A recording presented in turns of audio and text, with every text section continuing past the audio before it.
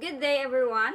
I am Michelle Jusera from BS Ed Science 3A, and today I will be discussing about the instructional objectives, the general and the specific instructional objectives.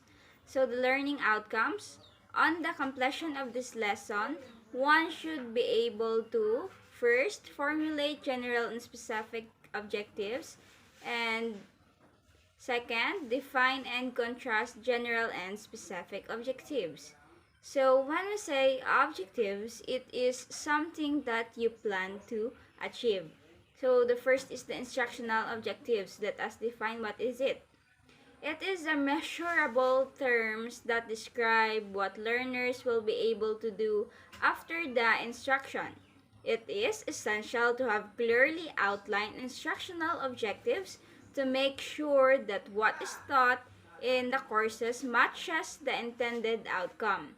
The acronym SMART or the SMART is used to remember the guideline for writing clear objectives. To be effective, instructional objectives should be able to first, the letter S is for specific. Instructional objectives should precisely describe what is expected of a learner. For example, the learner will be able to deal with irritable customers, which is not a specific objective. This could be made better by stating how the learner will deal with the irritable customer.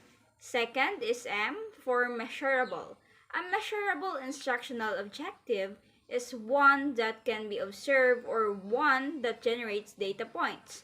For example, the learner will apply compassion skills to handle irritable customers and log and report of the outcome of each call by the end of the month. Third is the A for attainable. Learners cannot be defeated by the intended outcomes of the learning objectives.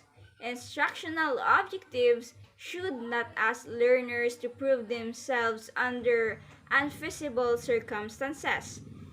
Give learners ample time to prove their new skills.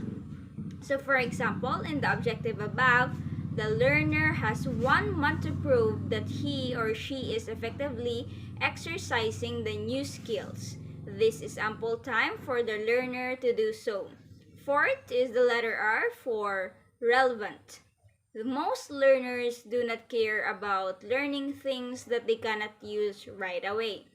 The information presented in the course and outcomes should be relevant to their personal lives or day-to-day work. The last one is the letter T for time framed. Learners need a deadline for when they should achieve and demonstrate the use of the skill sets. A learning objective that is not time framed gives learners the false impression that they have an indefinite amount of time to learn the skill and then apply it. So, when we say instructional objectives, it is an objective that represents the desired change in the pupil who undergoes education. It is what the pupil is expected to do after studying a course. These objectives are of two types, and they are the first, non-behavioral, or what we called general objectives, and the next is behavioral or the specific objectives. When we say non-behavioral or general objectives, these are the statements of behavior couched in vague or general terms without exact specification of performances. And when we say behavioral or specific objectives, it is a learning outcome stated in measurable terms which gives direction to the learner's experience and becomes the basis for the student evaluation. So the first is the general instructional objectives.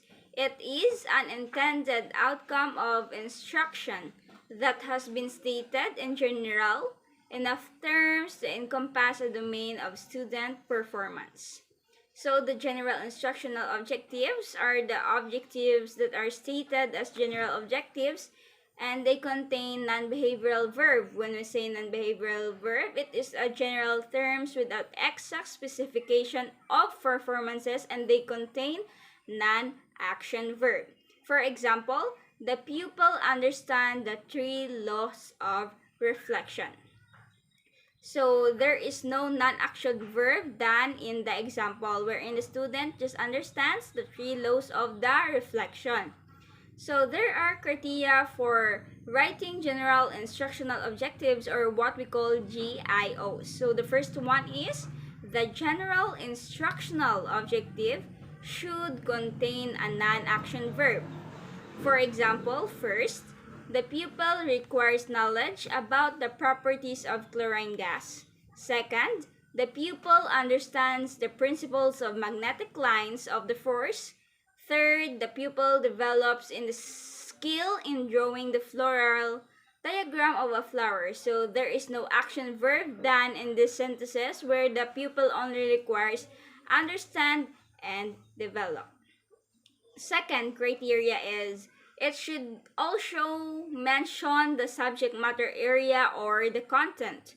Do not write to provide knowledge about magnetic field or to develop favorable attitude among the pupils. Instead, we should better write first is the pupil acquires knowledge about magnetic field, and the second was is the pupil develops a favorable attitude.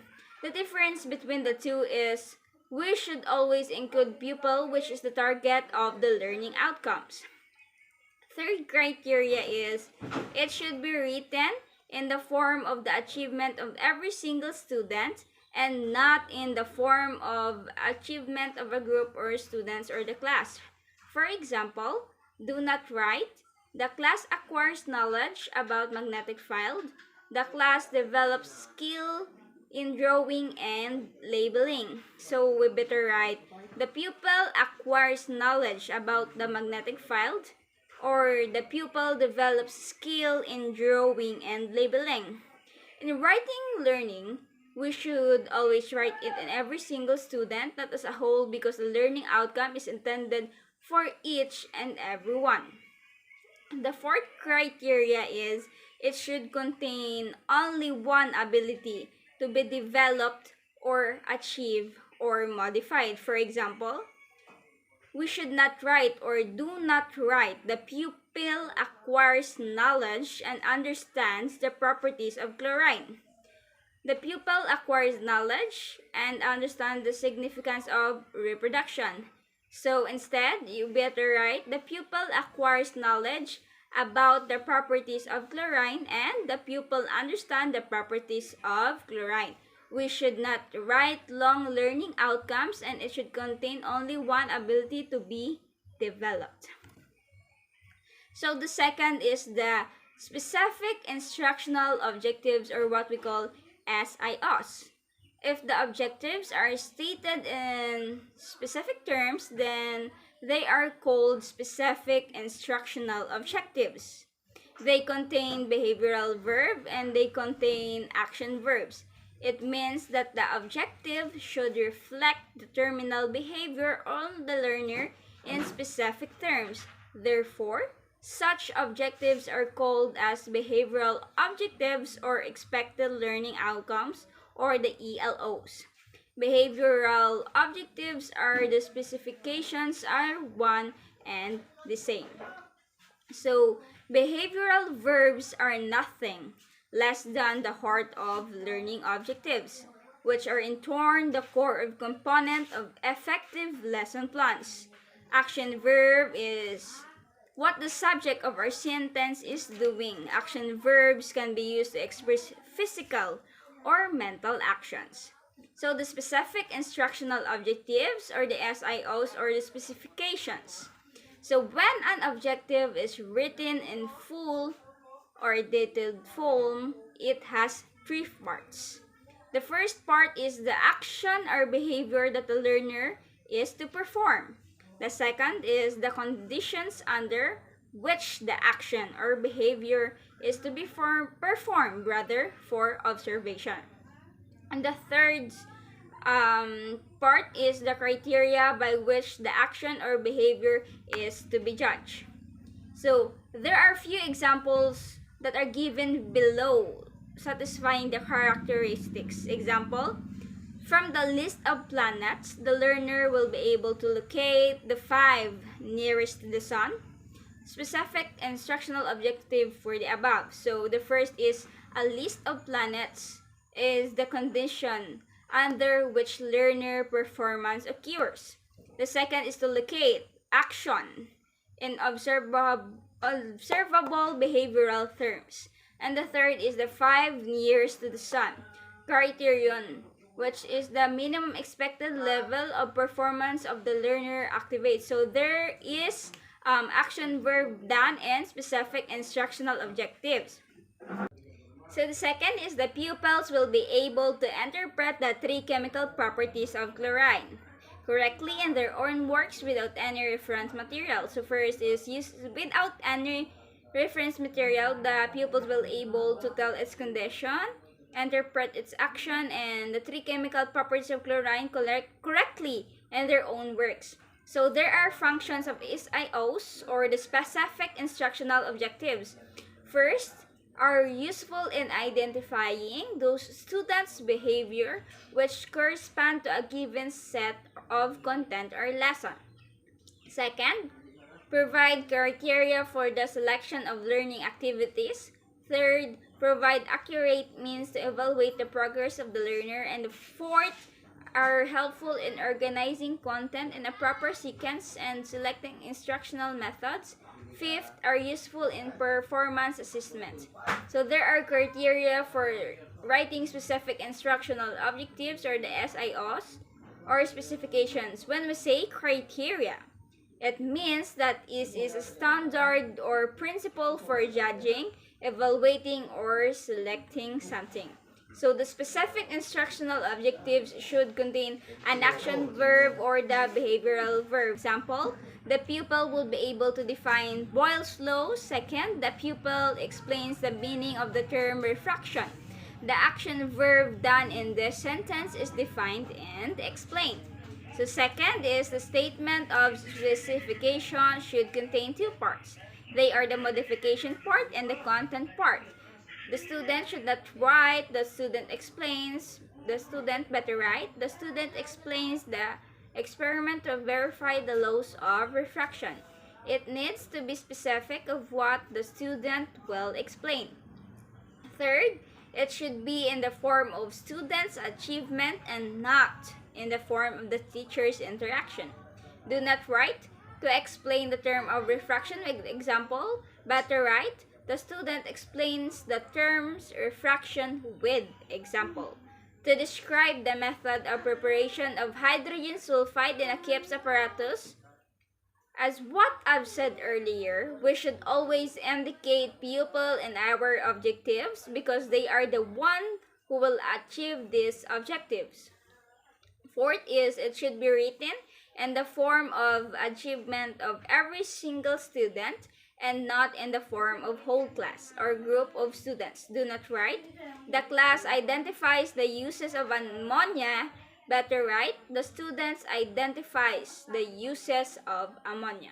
Fifth, it should contain only one behavior to be developed, achieved, or modified.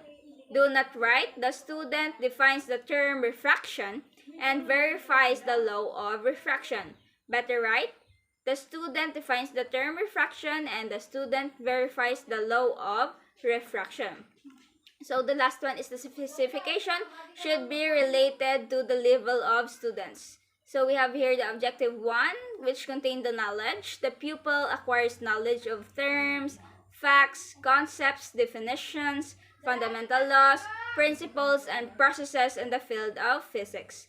So the specifications for this objective is the pupil first recalls terms, facts, concepts, etc. in physics, and second recognizes facts, concepts, etc. in physics. So the objective number 2 is the understanding, wherein the pupil develops understanding of terms, facts, concepts, definitions, fundamental laws, principles, and processes in the field of physics.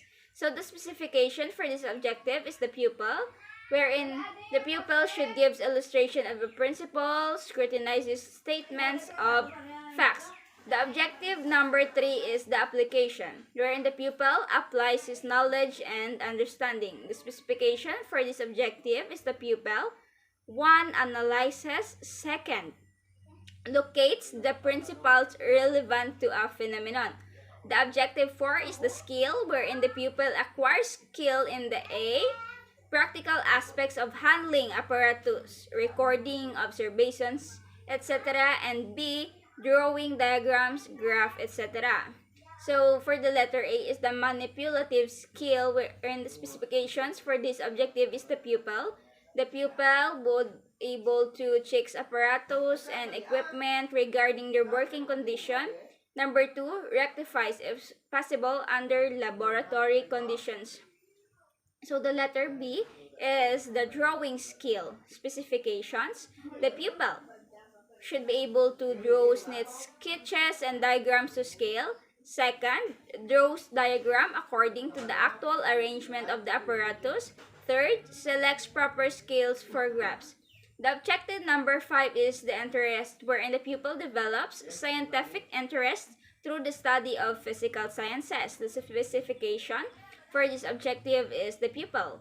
The pupil puts questions in scientific discussion, reads scientific literature and biographies of prominent scientists, and would be able to take to scientific habits. The objective number 6 is the attitude, wherein the pupil develops scientific attitude through the study of physical sciences. The specifications for this objective is the pupil. 1, respects the teacher of physics. 2, record and interprets his observations honestly. And the 3rd one is clear and precise in his statements and activities. Objective number 7 is the appreciation, wherein the pupil appreciates the contribution of physics to human happiness. The specifications for this objective is the pupil, wherein the pupil will be able to follow and adjust to the impact of physics on society and individual. 2, derives pleasure in understanding the scientific advance in interplanetary travels, radio, astronomy, electronics, etc.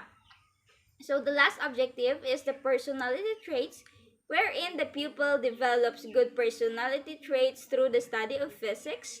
The specifications for this objective is the pupil, wherein the pupil develops develops punctuality, reports his observations faithfully, avoids wastage of materials, and develops self-confidence. So this is the end of my report about the general instructional objectives and the specific instructional objectives. So I hope you learned something from me, and if you have concerns or questions, please don't hesitate to ask. Thank you and have a nice day. Hello, good day everyone. I am Sintros Navarre Dasig from Group 3, and on this video we are about to continue the Module 4. So here are the indicative content of the Module 4.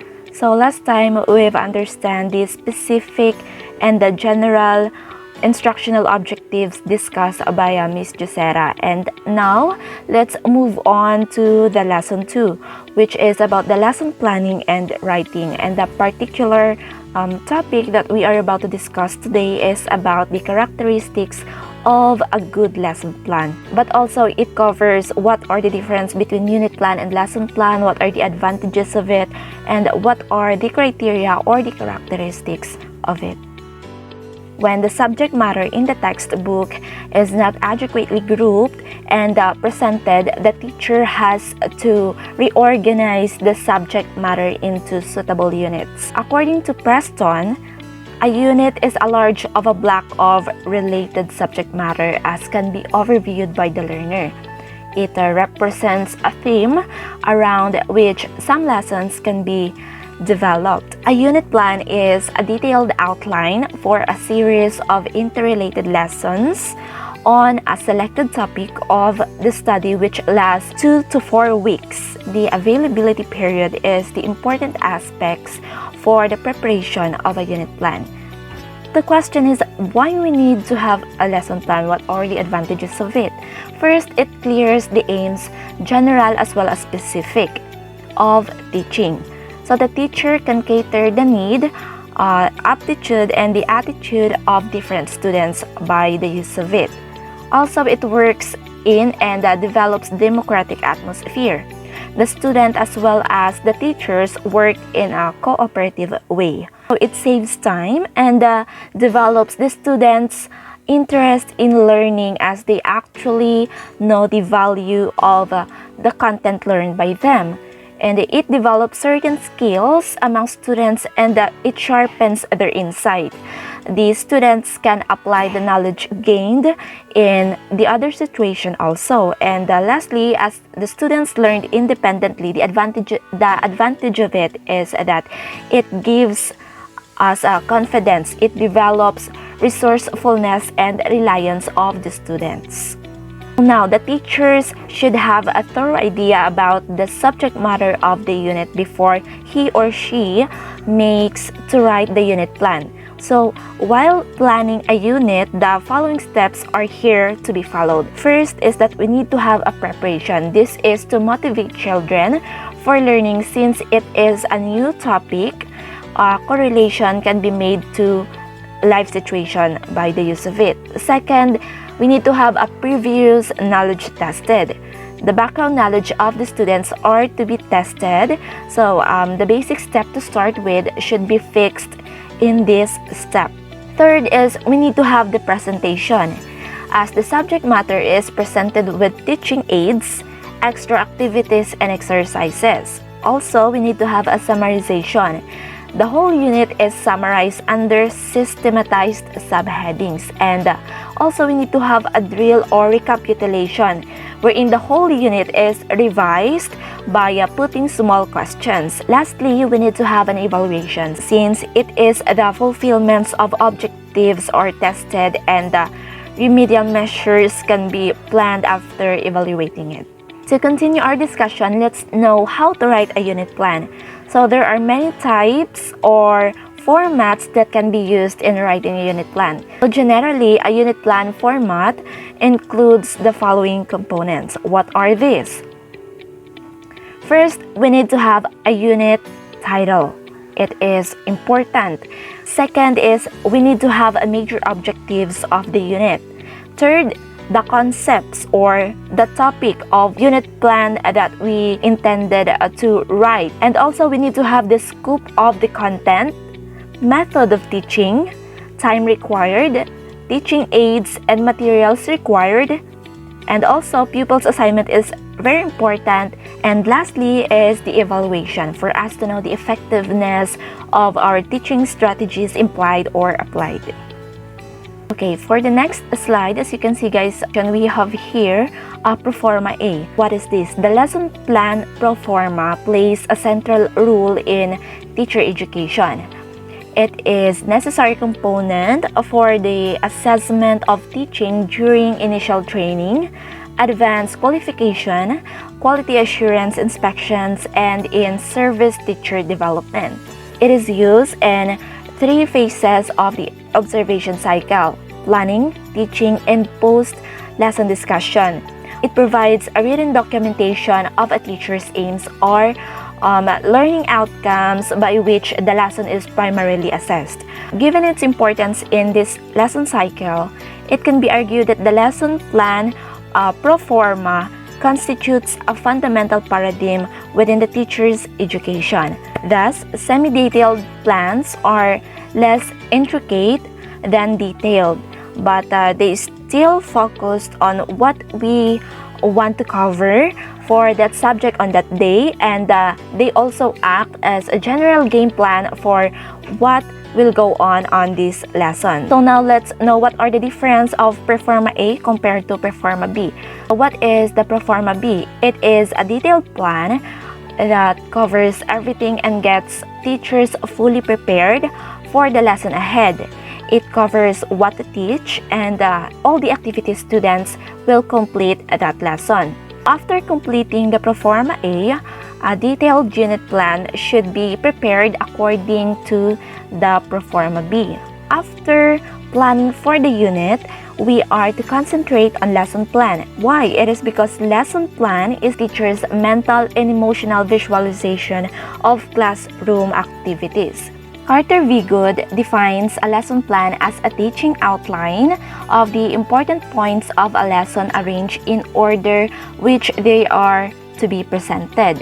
It may include objectives, points to be asked, references to materials, and assignments. In other words, Lester B. Stans said that a lesson plan is actually a plan of action, and it is therefore includes the working philosophy of the teacher, his knowledge of philosophy, his information about and understanding of his pupils, his comprehensions of the objectives of education, and also his knowledge of the material to be taught and the ability to utilize effective methods.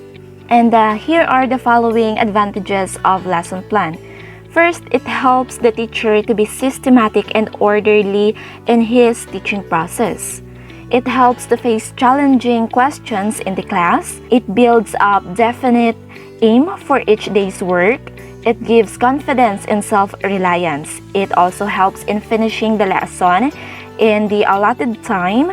It also gives a good idea to use the teaching aids effectively, and it helps the teachers to select appropriate method to teach a particular unit, and also it gives chances for good correlation with other subjects in life situation. And also the advantages of it is that it gives an idea of how questions can be framed involving reflective thinking. And lastly, it helps to get thorough knowledge when they prepare the lesson plan in advance. And now let's move on to the gist of our topic. What are the characteristics or the criteria of a good lesson plan? First, a good lesson plan should be preferably written. Second, it should be give information regarding the subject, topic, strength, date, and time allotment for the particular class. Third, it should be contained the general objectives. Fourth, it should also include the specific objectives which are going to be achieved after the completion of the lesson. Fifth, it should list out all the instructional aids that are to be used for particular period, maps, charts, diagrams on blackboard films, film strips, and other audiovisual aids. Sixth, the materials of instruction or subject matter should be well selected and organized in an orderly manner. Seventh, the good lesson plan should be built up on the previous knowledge of the class. Number 8, it should explain the learning activities provided to the students. 9, it should indicate the teaching techniques to be used by the teacher, how the lesson is to be presented, what methods are to be followed, and what questions are to be asked, and what illustrations are to be used. That's the criteria or the characteristics of a good lesson plan we need to apply in writing and planning a lesson plan. Before I end this topic, I would like to give some insights regarding on what's the importance of the lesson plan. As a future educator, we need to understand that student success and good behavior are more likely when our learners engage in classwork. A good lesson plan facilitates that desirable states by considering unique student educational needs. All successful teachers need to have a learner focused. In other words, we need to think about how the learning activity we have set up will be experienced by each learner of us, and how this experience will generate our intended learning outcomes. To put it in a simple terms, creating a successful learning outcomes for the students or the learners is the goal. It is an investment that can provide returns in many ways. Before I forget, I would like to encourage you all, if you have any questions or clarification with regards on this topic, please don't hesitate to ask after this video presentation. That's all. Thank you for listening, and God bless. Hello everyone, my name is Eliza McLarion. So now let us tackle about Herbartian steps or steps involved in lesson plan. The 6 formal steps are suggested by J.F. Herbart in lesson planning. The steps are known as Herbartian steps. So they are preparation. The teacher should first of all prepare the students to get new knowledge. He should excite the students in such a way that they feel the need of learning things or new things. It can be done by testing the previous knowledge, storytelling, novelty of experimentation or activity. This is the most important steps for will begun is half done. Second is presentation.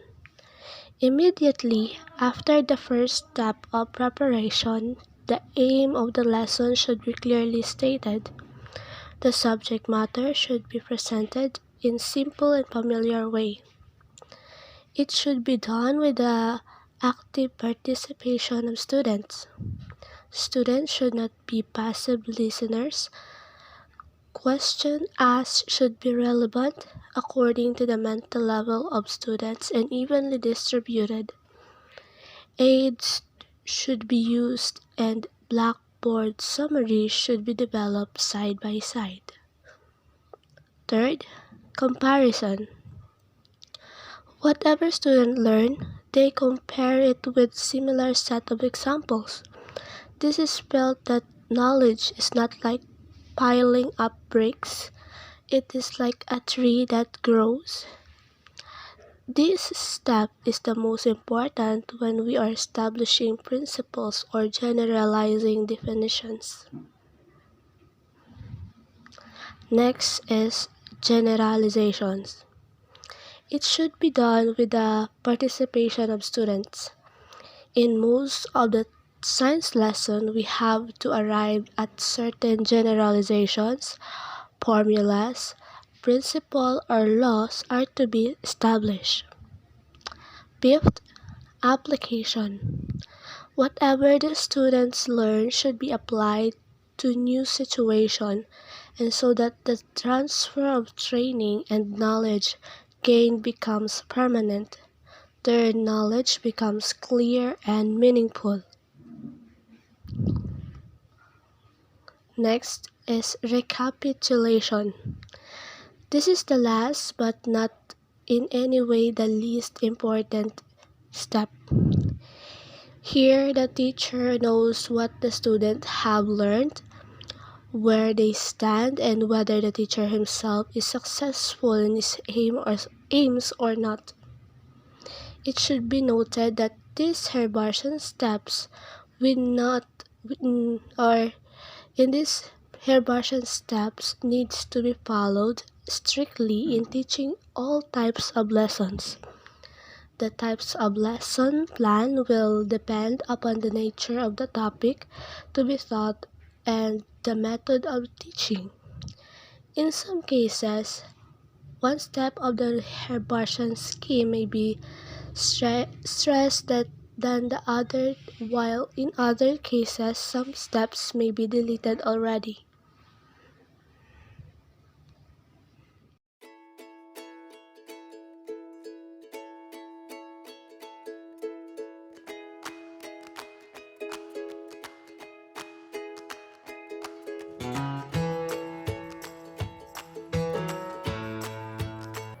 Good afternoon everyone, and I'm Kylome Bideljava, and for the last part of Module 4, we will talk about the format of a lesson plan. Back when I was a junior high school, I would see my teacher during our spare time writing in her desk with a pencil and in her spring bind book.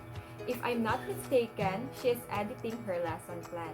Time truly flies fast, and now we will learn about how to write a lesson plan. The first part, based on the concepts that we've discussed previously, the first part must include the preliminary information such as the name of the student teacher, the name of the school, the attendance, the date, the sections or classes that you will perform your class, the number of students or class list and the number of present, the duration of your class, the subject matter, the unit number or the lesson number, and the topic. For example, in the picture. And it is followed by the general instructional objectives that discussed earlier. For example, the student acquires knowledge about magnetic field, magnetic line of force, and etc. Followed by the specific instructional objectives such as the student recalls the definition of magnetic field, the student recognizes the magnetic line of force. And for the visual representation that will help the student in their imagination and thinking as well as understanding an activity will do. So this part will be all about the teaching aids such as a bar magnet, iron filings, glass plate, white papers, and etc. All the materials that to be used with regards to the discussion. It is followed by the introduction part or the motivation part wherein the teacher introduced the lesson by testing the students about their previous knowledge. And the teacher can ask questions here such as what is the name of the substance that attracts iron filings, and the student will answer it's a magnet. The teacher can also provide trivias and backgrounds that will entertain the student for the student to listen in this subject matter. After that, it's presentation part wherein the teacher must present the GIOs and the SIOs under the specification part, to be followed by the content part wherein the teacher will discuss about the lesson, and also it is an interactive learning wherein the students can participate at the same time. For the best participation of student, an activity will do and the students will be grouped according to their group numbers, and then after this an evaluation part will be followed wherein after their group activity and brainstorming there will be a question and answer portion, reporting, and a lesson quiz. After the discussion proper, it is now time for recapitulation wherein the teacher will highlight some important parts and concepts based on the lesson for the students to memorize those, and it must be according to the general and specific instructional objectives, such as the teacher will ask, does the Earth's magnetic field follow the Earth's geographical field? What is the direction of magnetic field lines? Or fill in the blank such as like magnetic poles blank each other, whereas unlike magnetic poles blank each other. And the student will try to participate and answer. And for the last part, we have here the assignment part wherein it is composed of 1 or 2 essay questions. And for example, how does magnetism happen? It will test the students' understanding and they can express their learnings here. And the teacher will check if the discussion was successful or not and if the objectives are met or not. For the last part here, the signature of the student teacher who prepared the lesson plan, and of course, the signature of the guide teacher. In CAPSU, we have a different format wherein it is an institutional format For example, here we have the subject matter, followed by the objectives, content and performance standards, learning competencies, and objectives, followed by the content or the topic, followed by the resources or the reference part, and it is followed by procedure. And under procedure, we have here before the lesson, such as daily routine, greetings, prayer, etc., checking attendance, and followed by the recapitulation or the review of the previous lesson, such as, for example, yesterday's lesson, followed by the motivation part or the introduction part wherein a teacher can provide activity for the students to enjoy and participate, and it is followed by the presentation of the lesson objectives for the students to know that at the end of this lesson, for example, they will learn something. It is followed by the discussion proper.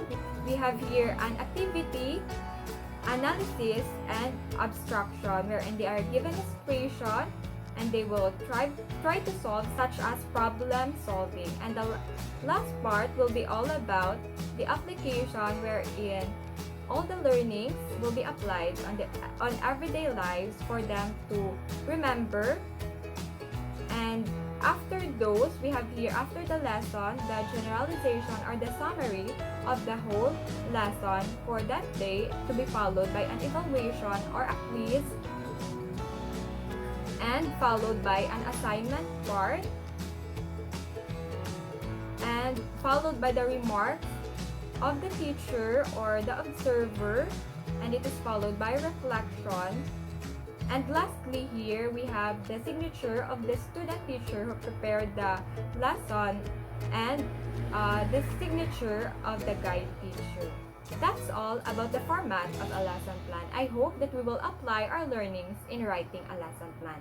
Thank you and God bless. Good day everyone, I am Rufamika Papas, and today I will continue discussing the Module 4, Lesson 2 about writing a lesson plan. But before that, let us know first what is lesson plan. A lesson plan is the instructor's roadmap of what students need to learn and how it will be done effectively during the class time. It is a detailed, step-by-step guide that outlines the teacher's objective for what the student will be accomplished during the course of the lesson and how they will learn it. Creating a lesson plan design appropriate learning activities and develop strategies to obtain feedback on student learning. It involves the setting goals, developing activities, and determining the materials that you will use. Having a carefully constructed lesson plan for each 3-hour lesson allows you to enter the classroom with more confidence and maximize your chance of having a meaningful learning experience with your students. Therefore, the purpose of a lesson plan is to align short and long-term learning goals while keeping an instructor on track for an individual day. So, what should be included in writing a lesson plan? Specifically, a lesson plan must include, so first, daily objective. Second, course learning outcomes. Third is the detailed daily agenda. Fourth is the method of assessment. And last is homework assigned for the next meeting. So, how should I format in writing a lesson plan? Lesson plans can be presented in many ways, but the most common choices for formatting them are either with clear section headers or in a graded table. Each header or box in the table will present one of the aforementioned items. So, what type of language should I use in writing a lesson plan? Since lesson plans are not formal prose, it is common practice to use intentionally sentence, fragments, or even shorthand. However, maintain academic language and registered within this framework so that administrators can understand the content or so that colleagues can reuse lessons in the future semester. Every teacher must write his lesson plan well in advance. Inisa nga saying gahambal or gusto ipaabot sa aton as a teacher, kinahanglan naton mag-obra sa lesson plan in advance as do guide naton siya dungan para ma-present naton or aton way nga maka-relay kita sang insakto kag sang efficient nga message or sang gusto naton ipaabot sa aton lesson sa aton mga estudyante. Because a lesson plan or writing a lesson plan is dako siya kaimportante sa isa ka maestra. It because ini ang siya ang sandalan or isa ka tool sang maestra nga iyang talangban para mahamban niya or maging epektibo ang iyang way of teaching sa isa ka student nga hindi sa malisa because of sequence ang pagsulat sang writing lesson plan, may pagpasunod kung ano sa sini nga adlaw, kung ano imo itudlo, pagkasunod may ara ka nga topic nga ano nga imo nga itudlo do, kumbaga hindi ka mapalayo do, hindi sa magrumble siya para makwan nimo magusto ma-relay nimo ang lesson nga gusto mo ihatag sa isa ka sa imo nga mga estudyante. It because may lesson plan or may guide ikaw nga ginasunod. The method of writing the lesson plan must reflect the modern trend of science teaching. There is no one money or form like pro forma for writing up the lesson plans. Nambay siya nga reflect the modern trends of science of teaching. It because in our times or sa aton nga panahon subong, damo nakita sang mga na experiment or mga na invention nga mga way nga para maging epektibo sa isa ka estudyante or sa mga estudyante, kay hindi tanan nga estudyante pare-pareho ang span sang ila nga attention. Para makuha naton ila attention, kita or ang mga maestra gapangita sang way or ga-experiment sila para makuha nilang attention sang iba nila nga estudyante para magpamati sa ila kag ma-deliver nila sang insakto ang ila nga gusto nga itudlo sa mga maestra para maging effective ang lesson nga ila nga ginawa ka sa tunga nga matun-an sa mga estudyante nila. So next is the lesson plan is written in 4 columns. So first is the specification, deciding why to teach.